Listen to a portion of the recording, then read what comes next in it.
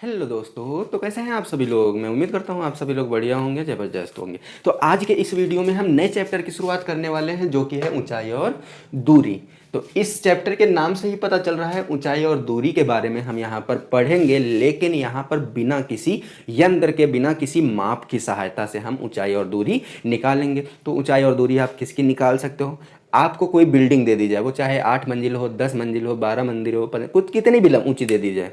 कोई मीनार, कुतुब मीनार की ऊंचाई कह दिया जाए, आप घूमने चले गए, कुतुब मीनार की कहा गया कि देख करके बताओ कि कुतुब मीनार की ऊंचाई क्या होगी, तो क्या नापोगे उसको फीते से? नहीं ना। तो उसको आप डायरेक्ट ही बता सकोगे, इसकी सहायता से बस थोड़ा सा कैलकुलेशन करो, बता सकोगे। बड़े बड़े ऊंचे ऊंचे पेड़ होते हैं, जैसे लिप्टिस का होता है, लिप्टिस गांव में क्लस्टर का पेड़ बोलते हैं, उसकी भी ऊंचाई आप निकाल सकते हो। या फिर जो टीवी टावर होते हैं, मोबाइल के नेटवर्क टावर जो होते हैं, जब नेटवर्क नहीं आता है ना फ़ोन में, तो क्या कहते हैं ना कि टावर नहीं आ रहे हैं, ऐसा बोला जाता है, जो टावर जगह जगह पर लगे हुए होते हैं। तो किसी की भी अगर ऊंचाई आपको निकालनी है तो आप इसका यूज करके ऊंचाई और दूरी वाला जो चैप्टर है, जो कॉन्सेप्ट आप यहाँ सीखेंगे, उस पर भी अप्लाई करके निकाल सकते हैं। आपने दोस्तों को नाम तो सुना होगा माउंट एवरेस्ट का।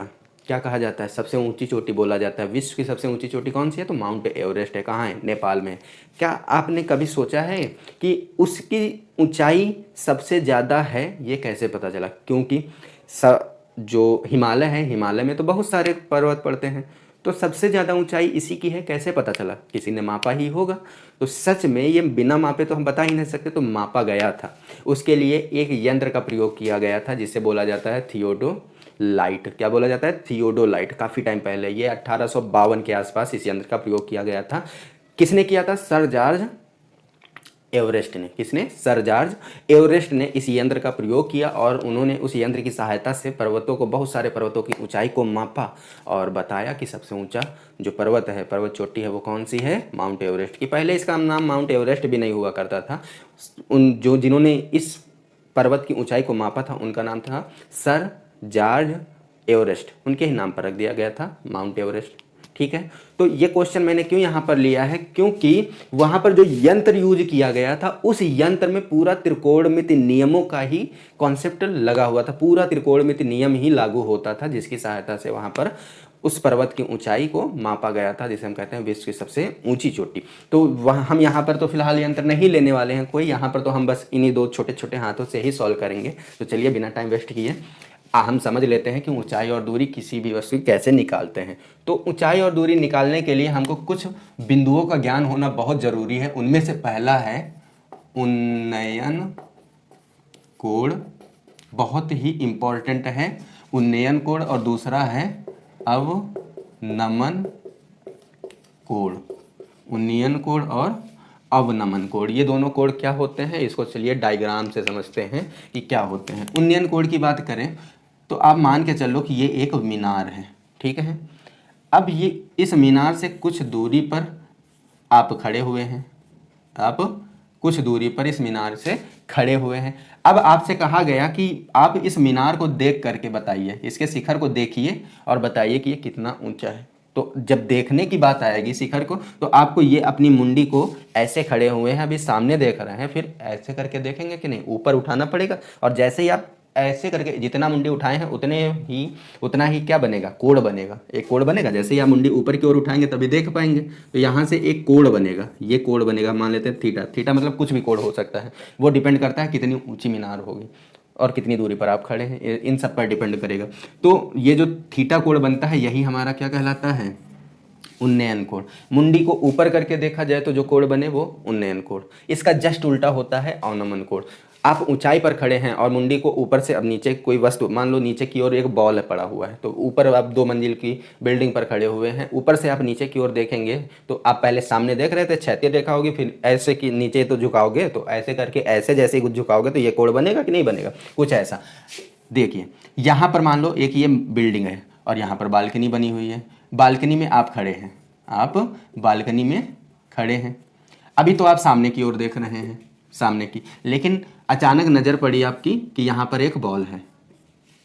क्या है? बॉल है। अब आपको बॉल को देखना है, उतनी ऊंचाई से बॉल को देखोगे तो अभी तो सामने देख रहे थे, बॉल सामने ही देखते रहोगे, क्या दिख जाएगा? नहीं ना। पहले सामने देख रहे थे, फिर मुंडी को ऐसे करोगे नीचे की ओर तो बीच में कुछ कोण बनेगा, तभी बॉल दिखेगा। तो नीचे की ओर जैसे ही मुंडी करोगे तो यहाँ पर एक कोण बनेगा। जिसे हम बोलेंगे थीटा। इसी को क्या कहते हैं, अवनमन कोण कहा जाता है। मुंडी को ऊपर किया तो जो कोण बना उन्नयन कोण, नीचे किया जो कोण बना अवनमन कोण। आगे अगर हम इसको जब भी सॉल्व करेंगे तो अवनमन कोण लेकर के सॉल्व नहीं करेंगे, अवनमन कोण को हम उन्नयन कोण में कन्वर्ट कर लेते हैं। तो जितना ये कोण होता है उतना ही हमारा ये कोण हो जाता है। थीटा था, थीटा हो गया, ये क्या कहलाएगा आपका उन्नयन कोण, उन्नयन कोण।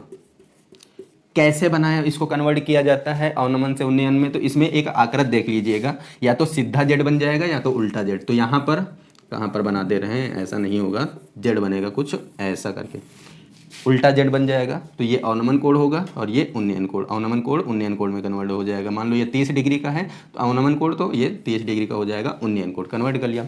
कभी कभी उल्टा जेड ना बन करके ऐसे सीधा जेड बन जाता है, तो ये अवनमन कोण हो गया 50 डिग्री का दे रखा है, तो ये भी उन्नयन कोण हो जाएगा 50 डिग्री का। तो इस तरीके से हम इसको कन्वर्ट कर लेते हैं। बस इसमें अब कुछ ज़्यादा बचा नहीं है, यही मेन है आपका। और अब जो भी हम सीखेंगे इसमें वो एक क्वेश्चन के थ्रू ही सीखने वाले हैं। क्या कॉन्सेप्ट होता है, कुछ बेसिक सा फॉर्मूला होता है, वो पहले ही हम देख चुके हैं। तो उस फॉर्मूले को कैसे यूज किया जाएगा बस वो समझ लेना है, और इससे ज़्यादा कुछ भी नहीं है। तो फटाफट एक क्वेश्चन।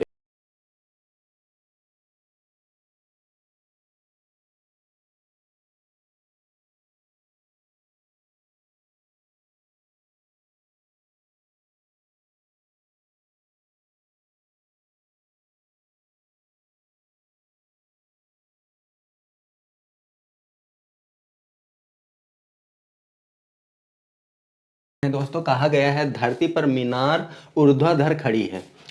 धरती के एक बिंदु से जो मीनार के पाद बिंदु से 15 मीटर दूर है, मीनार के शिखर का उन्नयन कोण 60 डिग्री है। तो मीनार की ऊंचाई ज्ञात करनी है। क्या करनी है, मीनार की ऊंचाई ज्ञात करनी है। तो चलिए इसको डायग्राम से समझते हैं। डायग्राम में देखिए, ये हम मानते हैं कि एक क्या है, मीनार है, और मीनार से कुछ दूरी पर एक बिंदु है। तो ये एक बिंदु ले लेते हैं ए। मीनार का जो पाद है ये बिंदु हम मानते हैं बी। तो ए बी के बीच की दूरी कितनी कही गई है, मीनार से 15 मीटर की दूरी पर है। 15 मीटर मीनार जो है, मीनार से 15 मीटर की दूरी पर यह बिंदु स्थित है। ठीक है, फिर कहा गया मीनार के शिखर का उन्नयन कोण। ध्यान दीजिएगा, बोला गया है उन्नयन कोण। उन्नयन कोण क्या होता है, जब मुंडी को ऊपर की ओर उठाते हैं, यानी कि नीचे की ओर बनेगा। उन्नयन कोण कितना दिया है, 60 डिग्री। तो यहाँ से हम इसको शीर्ष तक ले जाते हैं, दृष्टि रेखा को ये शीर्ष तक पहुँचा दिए, और यहाँ पर जो कोण बन रहा है वो 60 डिग्री का है, उन्नयन कोण। तो ये हमको दे रखा है। कहा गया है कि मीनार की ऊंचाई ज्ञात करनी है। तो मीनार की ऊंचाई हमारी ये होगी, इसको सी बिंदु मान लो। तो BC का मान हमको ज्ञात करना है, BC का मान। इससे पहले के वीडियो में मैंने ऐसे ही जब समकोण त्रिभुज बन रहा था तो उसके बारे में डिटेल में चर्चा की थी, और उसको कैसे सॉल्व किया जाता है तो एक ट्रिक के माध्यम से भी हमने डिस्कस करने की कोशिश की थी। फिलहाल आपने वो वीडियो अगर नहीं भी देखा है तो हम यहाँ फिर से डिस्कस कर लेते हैं। ट्रिक होती थी लाल बट्टे कक्का की, ये होती थी ट्रिक, क्योंकि इसी का यूज होगा यहाँ पर। ये क्या है, एल क्या है, ए क्या है, एल क्या है, एल तो वही है, के क्या है, ए क्या है। ए, के और एल, ये तीन चीज़ें क्या हैं। तो जो समकोण त्रिभुज में ये जो ऊर्ध्वाधर सीधी जो भुजा होती है उसे हम एल बोलते हैं। एल मतलब लंब। तिर्यक भुजा को के बोलते हैं, के मतलब कर्ण। और इस क्षैतिज को बोलते हैं हम ए, मतलब आधार। क्या बोलते हैं, आधार।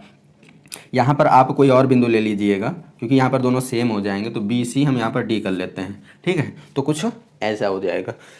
अब इसमें L, K, A यही तो तीनों हैं। L हो गया, K हो गया, A लंब है, आधार है और कर्ण है, तीन चीज़ें। कैसे यूज होता है तो ये याद रखिएगा आप, ये साइन होता है, ये कॉस होता है और ये टैन होता है।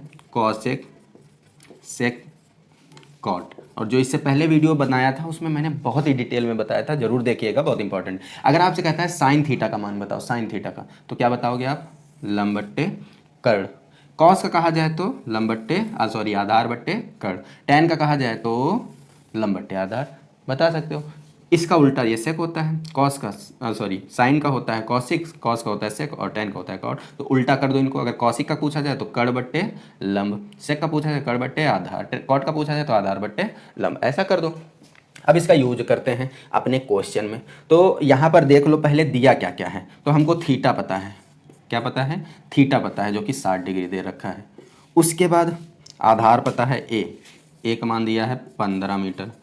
उसके बाद ये हमसे कहा गया ऊंचाई बताओ, ऊंचाई क्या कहेंगे यहाँ पर, एल का मान हमको निकालना है, एल का मान हमको निकालना है, पता नहीं है। तो निकालने का तरीका, अब इन तीनों में संबंध, इसको तो छोड़ ही दो, ये तो मिलेगा ही मिलेगा, इन दोनों में संबंध क्या होगा जरा आप इसमें देख लो, जिसमें एल भी आ रहा हो ए भी आ रहा हो। तो यहाँ ए आ रहा है, नीचे क्या एल आ रहा है, नहीं आ रहा है, इसलिए इसको नहीं लेंगे। यहाँ पर देखो एल आ रहा है और ए आ रहा है, दोनों आ रहे हैं, तो हम ये वाला लेंगे। चाहे आप कॉट ले लो आधार बट्टे लंब, चाहे टैन ले लो लंब बट्टे आधार। तो हम टैन लेने जा रहे हैं यहाँ पर, टैन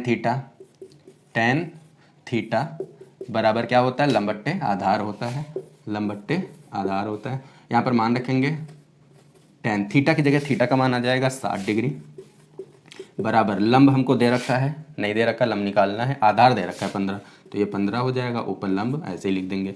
टैन 60 का मान, मैंने टेबल को कैसे बनाया जाता है, कैसे याद किया जाता है, सारी चीज़ें बता रखी हैं। वीडियो जरूर देखिएगा पीछे वाले, बहुत ही चीज़ें आपको सीखने को मिलेंगी। तो मैं फ़िलहाल यहाँ पर मुझे याद है तो मैं डायरेक्ट रख देता हूँ। तो टैन 60 का जो मान होता है वो होता है √3, और बराबर इधर क्या था एल, और बट्टे में ये 15 बट्टे में, तो इधर आ जाएगा गुणे में, तो हो जाएगा 15 √3 बराबर में एल। तो एल बराबर में 15 √3, ये था मीटर में। तो एल का मान हमको मिल गया। एल क्या था यहाँ पर, ऊंचाई ही कह सकते हैं या बीसी बोल सकते हैं, इस मीनार की ऊंचाई। तो इस तरीके से हम क्वेश्चन को हल करते हैं, क्वेश्चन को क्या करते हैं, हल करते हैं। तो अब बताइए मुझे आप, क्या कहीं पर हमको कोई भी चीज़ मापने की ज़रूरत पड़ी, नहीं पड़ी, सिर्फ त्रिकोणमिति का कॉन्सेप्ट लगाया और पूरा सवाल हल कर लिया। तो आपको भी ऐसे ही सवालों को हल करना है। तो वीडियो को अगर पसंद आया दोस्तों तो लाइक ज़रूर कीजिएगा, ठीक है। चैनल पर नए हैं तो चैनल को सब्सक्राइब भी कर लीजिएगा, और ज़्यादा से ज़्यादा दोस्तों को ज़रूर शेयर कीजिएगा। कोई भी अगर आपको इसमें डाउट है, तो कोई भी डाउट आपको लगता है तो कमेंट बॉक्स में कमेंट करके बताइएगा, हम आपके उस डाउट का निवारण जरूर करेंगे। तो मिलेंगे ऐसे ही नए और इंटरेस्टिंग वीडियो के साथ, तब तक के लिए जय हिंद, जय भारत।